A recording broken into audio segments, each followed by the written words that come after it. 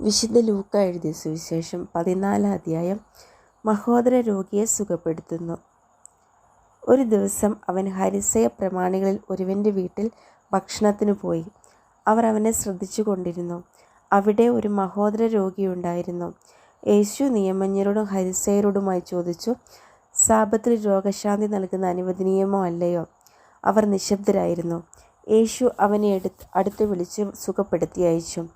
അനന്തരം അവൻ അവരോട് ചോദിച്ചു, സാബത്തിൽ തൻ്റെ പുത്രനോ കാളിയോ കിണറ്റിൽ വീണാൽ ഉടൻ പിടിച്ചു കയറ്റാത്തവരായി നിങ്ങളിൽ ആരുണ്ട്? മറുപടി പറയാൻ അവർക്ക് കഴിഞ്ഞില്ല. അതിഥിക്കും ആതിഥേയനും ഉപദേശം. ക്ഷണിക്കപ്പെട്ടവർ പ്രമുഖ സ്ഥാനങ്ങൾ തിരഞ്ഞെടുക്കുന്നത് കണ്ടപ്പോൾ അവൻ അവരോട് ഒരു ഉപമ പറഞ്ഞു. ആരെങ്കിലും നിന്നെ കല്യാണത്തിന് ക്ഷണിച്ചാൽ പ്രമുഖ സ്ഥാനത്ത് കയറിയിരിക്കരുത്. ഒരു പക്ഷെ നിന്നേക്കാൾ ബഹുമാനനായ ഒരാളെ അവൻ ക്ഷണിച്ചിട്ടുണ്ടായിരിക്കും. നിങ്ങൾ രണ്ടുപേരെയും ക്ഷണിച്ചവൻ വന്ന് ഇവന് സ്ഥലം കൊടുക്കുക എന്ന് നിന്നോട് പറയും. അപ്പോൾ നീ ലജ്ജിച്ച് അവസാനത്തെ സ്ഥാനത്ത് പോയിരിക്കും. അതുകൊണ്ട് നീ വിരുന്നിന് ക്ഷണിക്കപ്പെടുമ്പോൾ അവസാനത്തെ സ്ഥാനത്ത് പോയിരിക്കുക. ആതിഥേയൻ വന്ന് നിന്നോട് പറയും, സ്നേഹിത, മുമ്പോട്ട് കയറിയിരിക്കുക എന്ന് പറയും. അപ്പോൾ നിന്നോടുകൂടെ ഭക്ഷണത്തിനിരിക്കുന്ന സകലരുടെയും മുമ്പാകെ നീ മഹത്വമുണ്ടാകും. തന്നെത്തന്നെ ഉയർത്തുന്നവൻ താഴ്ത്തപ്പെടും, തന്നെത്തന്നെ താഴ്ത്തുന്നവൻ ഉയർത്തപ്പെടും. തന്നെ ക്ഷണിച്ചവനോട് അവൻ പറഞ്ഞു, നീ ഒരു സദ്യയോ അത്താഴ വിരുന്നോ കൊടുക്കുമ്പോൾ നിന്റെ സ്നേഹിതരെയോ സഹോദരരെയോ ബന്ധുക്കളെയോ ധനികരായ അയൽക്കാരെയോ വിളിക്കരുത്. ഒരു പക്ഷെ അവർ നിന്നെ പകരം ക്ഷണിക്കുകയും അത് നിനക്ക് പ്രതിഫലമാവുകയും ചെയ്യും. എന്നാൽ നീ സദ്യ നടത്തുമ്പോൾ ദരിദ്രർ, വികലാംഗർ, മുടന്തർ, കുരുടർ എന്നിവരെ ക്ഷണിക്കുക.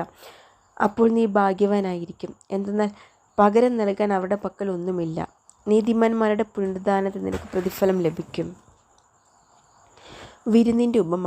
അവനോടുകൂടെ ഭക്ഷണത്തിനിരുന്നവരിൽ ഒരുവൻ ഇത് കേട്ടിട്ട് അവനോട് പറഞ്ഞു, ദൈവരാജ്യത്തിൽ അപ്പം ഭക്ഷിക്കുന്നവൻ ഭാഗ്യവാൻ. അപ്പോൾ യേശു അവനോട് പറഞ്ഞു, ഒരുവൻ ഒരിക്കൽ ഒരു വലിയ സദ്യ ഒരുക്കി വളരെ പേരെ ക്ഷണിക്കുകയും ചെയ്തു. സദ്യയ്ക്ക് സമയമായപ്പോൾ അവൻ ദാസനെ അയച്ച് ക്ഷണിക്കപ്പെട്ടവരെ അറിയിച്ചു, വരുവിൻ, എല്ലാം തയ്യാറായിരിക്കുന്നു. എന്നാൽ അവരെല്ലാവരും ഒന്നുപോലെ ഒഴികഴിവ് പറയാൻ തുടങ്ങി. ഒന്നാമൻ പറഞ്ഞു, ഞാനൊരു വയൽ വാങ്ങി അത് പോയി കാണേണ്ടിയിരിക്കുന്നു, എന്നെ ഒഴിവാക്കണമെന്ന് ഞാൻ അപേക്ഷിക്കുന്നു. മറ്റൊരുവരും പറഞ്ഞു, ഞാൻ 5 ജോഡി കാളകളെ വാങ്ങി അവയെ പരീക്ഷിച്ചു നോക്കാൻ പോകുന്നു, എനിക്ക് ഒഴിവ് തരണമെന്ന് അപേക്ഷിക്കുന്നു. മൂന്നാമതൊരുവൻ പറഞ്ഞു, എൻ്റെ വിവാഹം കഴിഞ്ഞതേയുള്ളൂ, അതിനാൽ എനിക്ക് വരാൻ നിവൃത്തിയില്ല. ആ ദാസൻ തിരിച്ചു വന്ന യജമാനെ വിവരം ധരിപ്പിച്ചു. ഗൃഹനാഥൻ കോപിച്ച് ദാസനോട് പറഞ്ഞു, നീ വേഗം പട്ടണത്തിൻ്റെ തെരുവുകളിലെ ഊടുവഴികളിലും ചെന്ന് ദരിദ്രരെയും വികലാംഗരെയും കുരുടരെയും മുടന്തരെയും ഇവിടെ കൂട്ടിക്കൊണ്ടുവരിക. അനന്തരം ആ ദാസൻ പറഞ്ഞു, യജമാനനെ, നീ കൽപ്പിച്ചതുപോലെ ഞാൻ ചെയ്തു, ഇനിയും സ്ഥലമുണ്ട്. യജമാനൻ ദാസനോട് പറഞ്ഞു, നീ പെരുവഴിയിലും ഇടവഴികളിലും ചെന്ന് എൻ്റെ വീട് നിറയുവോളം ആളുകളെ അകത്തേക്ക് വരുവാൻ നിർബന്ധിക്കുക. എന്തെന്നാൽ ക്ഷണിക്കപ്പെട്ടവരിൽ ഒരുവനും എൻ്റെ വിരുന്ന് ആസ്വദിക്കുകയില്ല എന്ന് ഞാൻ നിങ്ങളോട് പറയുന്നു.